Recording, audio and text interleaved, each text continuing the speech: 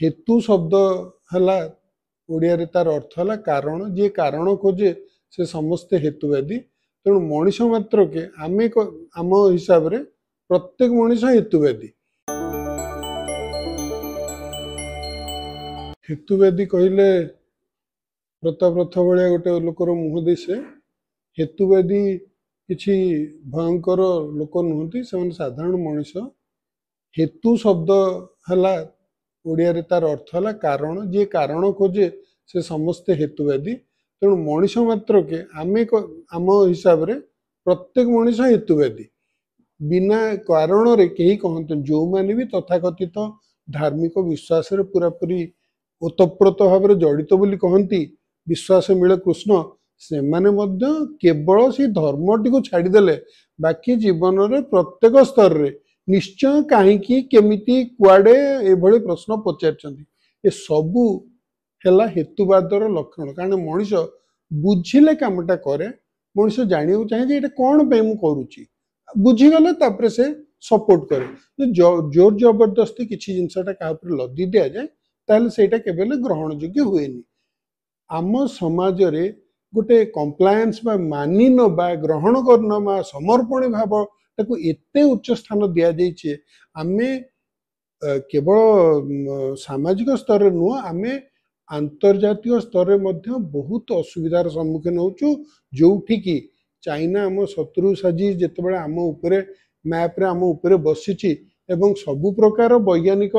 कला कौशल व्यवहार करी से कौ स्तर को निजको नहीं गलानी आमे सेठी केवल विश्वास रे पड़ीचु एवं निजर उन्नति रे आमे सहायक हेई पारुनु से ही दुखद कथा आमे मेक इन इंडिया कहिकिर खुश आमे मेड इन इंडिया बोली कहि पारु नाहु एइथि पई जे चाइना रु जिनस आसीबो आमे एठी लेबलटे मार देबो आमे मेक इन इंडिया कहिकिर खुश एटा केबे हेले आमुको सुरक्षित करी रखि परिबो नै आपण जेते धर्म भाव देखंतु जेते हिंदुत्व जाहिर करंतु सेटा केबे हेले आमुको चाइना विरुद्ध रे गोटे ढाल भलिया काम करिवनी हमर को ठाकुर जेकिर हम पे लढिबेनी सेटा आपण माने जानतु भलो भारे जानते तेणु जो कथाटा हेतुवादी माने कहउचंती सेटा मध्य संविधान रो धारा 51A जोटा fundamental duties of a citizen बोली लिखा है से सब क्लॉज एच रे लिखा है जे प्रत्येक नागरिक का दायित्व होउची वैज्ञानिक चिंताधारा मानविकता पुणी कहि रखे मानविकता सेटा किछि कम जिंस नुह मानविकता प्रश्न पचारियार अधिकार एवं गोटे परिवर्तन रो आह्वान कौन सी जिनस केबे हेले कौन सी जाति कौन सी देश कौन सी संस्था ग्रो करिवनी जदि परिवर्तन आसीनी परिवर्तन ही मनुष्यर एकमात्र सत्य जमी मृत्यु को गोटे मात्र सत्य बोली आम धरचु परिवर्तन ही सत्य तो परिवर्तन निश्चय आसव हेतुवादी कहते जोटा ग्रहण योग्य होनी ताको तुरंत छाड़ दियो जोटा ग्रहण योग्य हो जुक्ति सिद्ध लगुच जार प्रमाण अच्छी से सबको ग्रहण करनियो बाकी आउ किछि रे समय नष्ट करी किछि अन्य आगे प्रत्याहार देखा अन्य विरुद्ध रे घृणा भाव सृष्टि करने निज समय अपव्यय करनी आमर एवरेज एज बढ़ी बढ़ी 47-67 है विज्ञान ही आमको देइछि वैज्ञानिक चिंताधारा आमको देइछि तेणु आमे केवल वैज्ञानिक चिंताधारा कहले हेतुवादी माने ठाकुर विरोधी आ राति सूर्य पराग चंद्र ग्रहण रे बिरियानी खाते से प्रत्येक स्तर रे शरीर दान कर शरीर टी गोटे अमूल्य जिनस शरीर को पोड़ी देले बा कवर दे देले सेटा नष्ट हो जाए तार कौ मनुष्यर आखि कहार हृत्पिंड कहार लिवर कहार फुसफुस आखि दीटी